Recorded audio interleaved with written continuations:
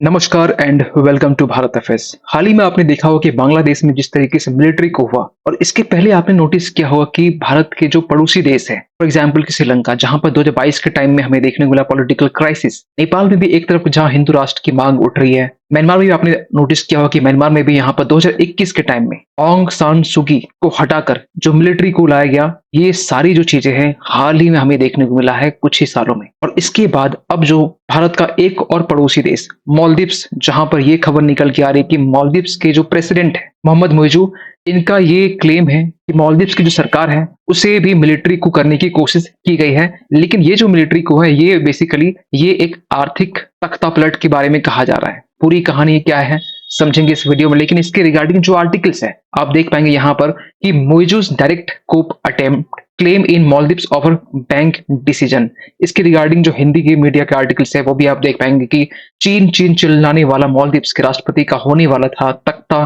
पलट। और हाल ही में जो मोहम्मद मोइजू ने ये मालदीव्स को लेकर जो तख्ता पलट की कोशिश का जो आरोप लगाया है, ये जो आरोप है ये बेसिकली मालदीव्स के ही मालदीव्स जो सरकारी बैंक है इसके ऊपर में और वहां के जो अपोजिशंस है मालदीव्स डेमोक्रेटिक पार्टी, इन दोनों के ऊपर लगाया गया है कि इन दोनों ने कोशिश की है कि किसी भी तरीके से मालदीव्स के जो हाल ही में जो गवर्नमेंट है इसका किसी भी तरीके से तख्तापलट किया जा सके। कुछ आर्टिकल्स तो ये भी बता रहे हैं कि ये मोहम्मद मोइजू का नया पैतरा है, लेकिन क्या है पूरी कहानी इस वीडियो में समझेंगे। क्या सच में ये चीज देखा जा रहा है कि जो फाइनेंशियल कूप की बात की जा रही है मालदीव्स में, क्या ये कहानी सच है या फिर मोहम्मद मोइजू हमेशा की तरह खबरों में आने के लिए ये जो नया है पैतरा वो अपना रहा है। पूरी कहानी क्या है शुरुआत से समझते हैं। एक्चुअली हुआ ये है कि हाल ही में मालदीव्स के जो प्रेसिडेंट है मोहम्मद मोइजू, इन्होंने यहाँ पर जांच के लिए ऑर्डर दिया। किस चीज के लिए?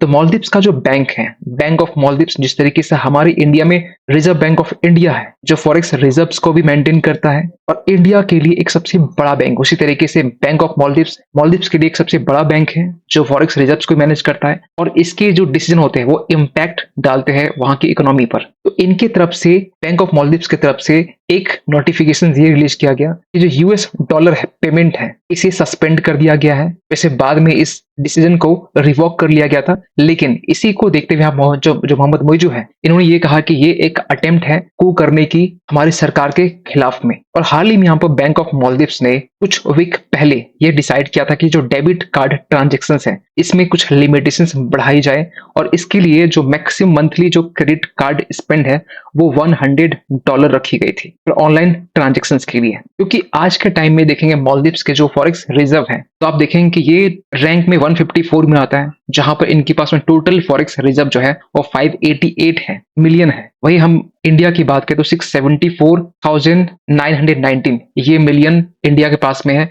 और ये इस तरीके से इंडिया आज के टाइम में चौथे स्थान पर आता है। इसमें इंडिया के पास में एसडीआर के फॉर्म में स्पेशल ड्रॉइंग राइट्स, जिसमें 5 तरह के करेंसी है, जिसमें से यूएस का डॉलर, येन, जापान का येन, चाइना की भी करेंसी यहाँ पर है। इस फॉर्म में यहाँ पर इंडिया के पास में जो फॉरेक्स रिजर्व है वो समथिंग अमाउंट है। वहीं आप टॉप में बात करें तो चाइना के पास में सबसे ज्यादा फॉरेक्स रिजर्व है, उसके बाद में जापान, स्विट्जरलैंड और पाकिस्तान की बात करें तो पाकिस्तान यहाँ पर 79 रैंक में आता है, जिनके पास में $8,895 मिलियन फॉरेक्स रिजर्व है। वहीं अगर मालदीव्स की हम बात करें रुपीस के रिस्पेक्ट में, तो जहां अप्रैल के टाइम में मालदीव्स के पास में अगर इंडियन करेंसी के फॉर्म में बात करें तो 5,221 करोड़ थे इनके पास है फॉरेक्स रिजर्व। ये घटता गया, आप देखें मई में घट के 4,000 समथिंग कुछ आ गया, जून में भी आप देखेंगे कि लगभग कांस्टेंट रहा और जुलाई के टाइम में 3,315 करोड़ के आसपास में पहुंच गया। और अगर आज के टाइम में मालदीव्स की जो जनसंख्या है ना वो लगभग 5 लाख के अराउंड है। और जो लिमिट यहाँ पर रखे गए maximum monthly credit card spend करने के लिए $100, इसी को लेकर पूरा जो बवाल है वो मचा हुआ। और इसी को लेकर यहाँ पर जो पुलिस है इनको इन्वेस्टिगेशंस के लिए कहा गया है और पुलिस ने भी यहाँ पर ये कहा अपनी तरफ से कि इसको लेकर किसी भी तरीके का जो डेमोन्स्ट्रेशन है, जो प्रोटेस्ट है वो देखा नहीं गया। लेकिन हाँ, इंटरनेट में, ऑनलाइन सोशल मीडिया में जो गवर्नमेंट है इसके अगेंस्ट में यहाँ पर जो क्रिटिसिज्म है वो हमें देखने को मिल रहा है। और इसके अलावा यहाँ पर बात की गई कि ऐसे हंड्रेड्स ऑफ बॉट अकाउंट, जो फेक अकाउंट है वो बनाए गए खासकर लोगों को इनकरेज करने के लिए कि आप लोग जो हाल ही में जो मोहम्मद मोइजू की सरकार है इसको यहाँ पर ओवरथ्रो करने के लिए स्ट्रीट में आई है, बाहर निकलिए और एक पब्लिक अनरेस्ट करने की कोशिश कीजिए। पूरा जो मामला है वो बेसिकली करेंसी क्राइसिस को लेकर है जो मालदीव्स आज के टाइम में फेस कर रहा है। मालदीव्स की जो फॉरेक्स रिजर्व्स हैं बिल्कुल ही कम है। इसके अलावा मालदीव्स के ऊपर में कर्ज बहुत ज्यादा है। इंडिया समेत, चाइना समेत बहुत सारे ऐसे देश है जिनसे मालदीव्स कर्ज ले रखा है। क्योंकि हाल ही में ऐसे आर्टिकल पब्लिश किए जा रहे हैं जहां पर ये लिखा हुआ है कि कंगाली की दहलीज पर भारत का एक और पड़ोसी हो सकता है डिफॉल्ट। इसमें पाकिस्तान, श्रीलंका का नाम नहीं है। इसमें जो नाम जो जिक्र किया जा रहा है वो है मालदीव्स का। और इसको लेकर जो मालदीव्स के जो फॉर्मर फाइनेंस मिनिस्टर हैं, इन्होंने भी यहाँ पर ये कहा है कि मालदीव्स के पास में जो डॉलर के रिजर्व्स हैं, बिल्कुल ये रन आउट हो चुके हैं, ये शॉर्ट आउट हो चुके हैं, बिल्कुल ये कम हो चुके हैं। और इसी को देखते हुए जो आज के टाइम में जो मालदीव्स है वो क्राइसिस की तरफ आगे बढ़ रहा है। क्योंकि अगर हम बात करें फाइनेंशियल क्राइसिस को लेकर मालदीव्स के रिगार्डिंग, तो मालदीव्स के जो मालदीव्स मॉनेटरी अथॉरिटी है, जिस तरीके से हमारे इंडिया मॉनेटरी पॉलिसी कमेटी है जिसमें गवर्नमेंट के भी कुछ मेंबर्स होते हैं और आरबीआई की तरफ से कुछ मेंबर्स होते हैं, तो इन्होंने यहाँ पर साफ साफ जो मालदीव्स है उनकी जो फाइनेंस मिनिस्ट्री है, इनको यहाँ पर वार्निंग लेटर दी है और कहा यह गया है कि जो डॉलर रिजर्व्स है वो अगस्त के एंड तक में, हम इसी मंथ की बात कर रहे हैं, ये इसके पहले ही बहुत ज्यादा नीचे आ सकता है या फिर ये जो रिजर्व्स है वो खत्म भी हो सकते हैं। और ये जो बातें हैं ये मालदीव्स की ही एक जो मीडिया आउटलेट है अधादू, इनकी तरफ से ये बात की गई है। इवन की अगस्त 21 जो कि अभी क्रॉस हो चुका है, इस डेट को यहाँ पर लेकर ये कहा गया कि जो रिजर्व्स है वो नेगेटिव में जा चुकी है और इस बात का जो कंफर्मेशन है वो रिलायबल रिसोर्सेज की तरफ से भी की गई है। क्योंकि आज के टाइम में मालदीव्स को आप देखेंगे जो सिचुएशन है मालदीव्स में काफी ज्यादा सीवियर है। आप देखेंगे कि 25 मिलियन जो डॉलर है ये ऑयल बिल मालदीव्स को पेमेंट करना पड़ रहा है सेम डे के लिए। इवन इस ऑयल बिल के कारण जो डॉलर के रिजर्व्स है वो बेसिकली यहाँ पर माइनस में जा चुके हैं, खासकर जो डॉलर रिजर्व्स है मालदीव्स के पास में। इवन की मालदीव्स के पास में इतने भी रिजर्व्स नहीं है कि जो उनको लोन्स जो लिए हैं उसके लिए पे करने के लिए इनके पास में प्रॉपर तरीके से जो रिजर्व्स है वो भी नहीं है। इवन की फाइनेंशियल एसेंशियल इंपोर्ट्स के लिए भी इनके पास में रिजर्व्स नहीं है। इसके अलावा जो ओवरसीज एक्सपेंसेस है मालदीव्स स्टूडेंट्स के लिए, इनके पास भी यहाँ पर जो रिजर्व्स है बिल्कुल ये कम हो चुके हैं। और इस डिक्लाइन जो फॉरेक्स रिजर्व्स है, इसके डिक्लाइन के पीछे रीजन क्या है? इसके पीछे रीजन सिंपल सी बात है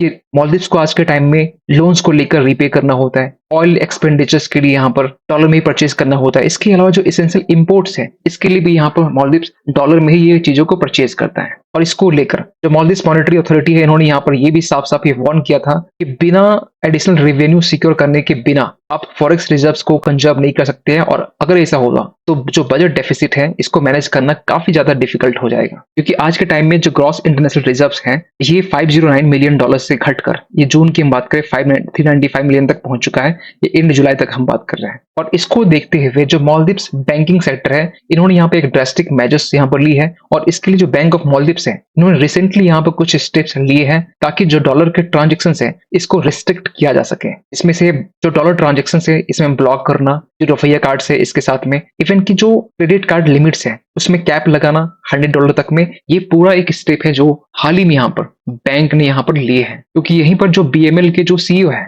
बैंक ऑफ मालदीव्स के जो सीईओ है एमडी कार्ल स्टोम के, इन्होंने यहाँ पर ये कहा कि मालदीव्स इसी साल यहाँ पर जो नेशनल बैंक है इन्होंने यहाँ पर अप्रोक्सीमेटली 60 मिलियन जो फॉरेन करेंसी है ये परचेज की है अपने कस्टमर्स के लिए, अपने कस्टमर से। और इन सब चीजों को देखते हुए मालदीव्स के जो प्रेसिडेंट है पुलिस इन्वेस्टिगेशंस की बात कही है, जिस तरीके से यहाँ की जो गवर्नमेंट है उसको टॉपल करने की कोशिश की जा रही थी। क्योंकि अगर आप देखेंगे यहाँ की जो गवर्नमेंट की जो स्टेक्स है खासकर मालदीव्स के बैंक पर ये 62% के आसपास में आपको देखने को मिलता है। लेकिन जो कंपोजिशंस है बीएमएल बोर्ड के वहां आप देखेंगे कि जो 4 मेंबर्स है वो गवर्नमेंट की तरफ से आ रहे हैं और यहाँ पर जो रिमेनिंग 5 है, टोटल 9 मेंबर्स है और 5 जो मेंबर्स है वो गवर्नमेंट से एसोसिएटेड नहीं है। कोई भी डिसीजन जो ली जाती है वो गवर्नमेंट की बिना भी यहाँ पर ली जा सकती है। और इसी को यहाँ पर देखते हुए जो पब्लिक है वो ये मान रही है कि जो गवर्नमेंट है बैंक ऑफ जो मालदीव्स है ये गवर्नमेंट के अंडर में है, जो इनकी तरफ से जो डिसीजन ली गई है मतलब कि वो सरकार की तरफ से ली गई है। और इसी को देखते हुए यहाँ पर जो मालदीव्स का जो प्रेसिडेंट है वो साफ साफ सामने आकर ये कहा कि बैंक के डिसीजन में गवर्नमेंट का कोई भी हाथ नहीं है और बैंक का जो फैसला है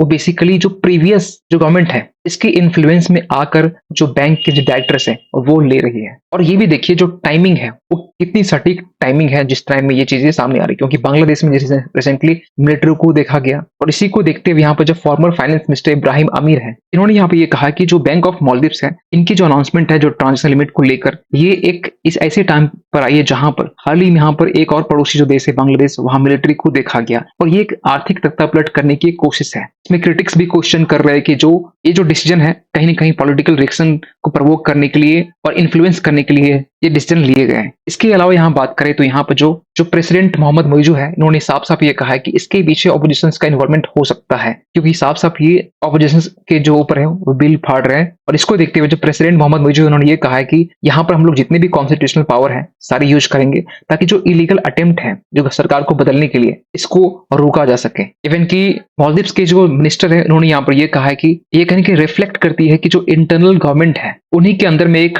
टर्मोइल देखा जा रहा है, जो कहीं ना कहीं ऑपोजिशन ये बात कर रहा है। तो यहाँ पर ऑपोजिशन के जो रिएक्शन है, जो मालदीव्स डेमोक्रेटिक पार्टी है, इनकी तरफ से साफ-साफ ये चीज डिनाई की गई है। और यहाँ पर ये कहा गया कि जो मिलिट्री जो कू करने की जो अटेम्प्ट के जो एलिगेशन लगाए जा रहे हैं, कहीं ना कहीं ये बेसलेस है। और इवन की मालदीव डेमोक्रेटिक पार्टी के जो चेयरपर्सन है फियाज इस्माइल, इन्होंने यहाँ पर ये खास कर ये एलिगेशंस को लेकर कंडेम किया है। और इन्होंने ये कहा कि it is very lowly to claim that a coup is being attempted every time of admiral Amir gives a press conference. तो साफ साफ इन्होंने ये कहा है कि हमारी तरफ से किसी भी तरीके का जो एंगेजमेंट है कू के लिए ये नहीं किया गया है, बल्कि हम लोग ये चाहते हैं कि जो सरकार है वो अकाउंटेबल हो पब्लिक के प्रति। और इसी को देखते हुए जो मोहम्मद मोइजू है, इन्वेस्टिगेशंस के लिए कहा गया कि जो बैंक के डिसीजन है, जिस तरीके से देखा गया रिसेंटली 100% कैप लगाने को लेकर, डॉलर जो कार्ड लिमिट, इसको देखते हुए और इसको लेकर जो सरकार है वो किसी भी तरीके के इंटरफेरेंस नहीं करेगी, खासकर इन्वेस्टिगेशन में। और ये जो पूरा इन्वेस्टिगेशन होगा वो टोटल इंडिपेंडेंट होगा, इम्पार्शियल होगा। और इसको लेकर साफ साफ ये कहा है कि I will not hesitate to carry out the verdict of an independent investigations.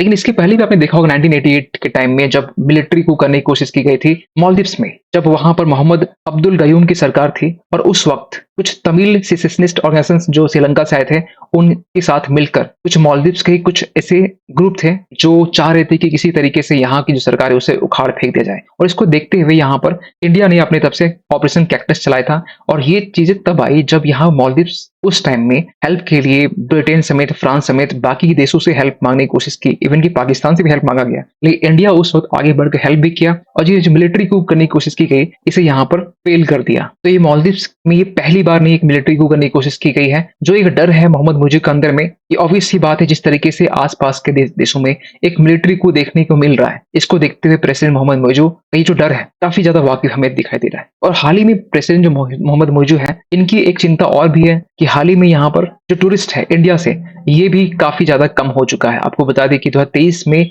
Same अप्रैल से जून जो क्वार्टर है, इस टाइम में देखा गया कि जो टूरिस्ट है वो 22,990 पैसेंजर्स थे, वहीं पर इस बार घटकर ये बिल्कुल ये आधे से भी कम हो चुका है। खैर, इस पूरी इस अपडेट को लेकर आप क्या मानते हैं कमेंट कीजिएगा। और जाते जाते एक क्वेश्चन आप सभी के लिए, हाल ही में यहाँ पर अंडर 70 वर्ल्ड रेसलिंग चैंपियनशिप 2024 के लिए जो है ये कहाँ पर आयोजित किया गया है? जापान, जॉर्डन, चाइना या फिर इंडिया? सही आंसर कीजिए कमेंट सेक्शन पे। मिलते किसी अगली वीडियो में, तब तक के लिए थैंक यू सो मच।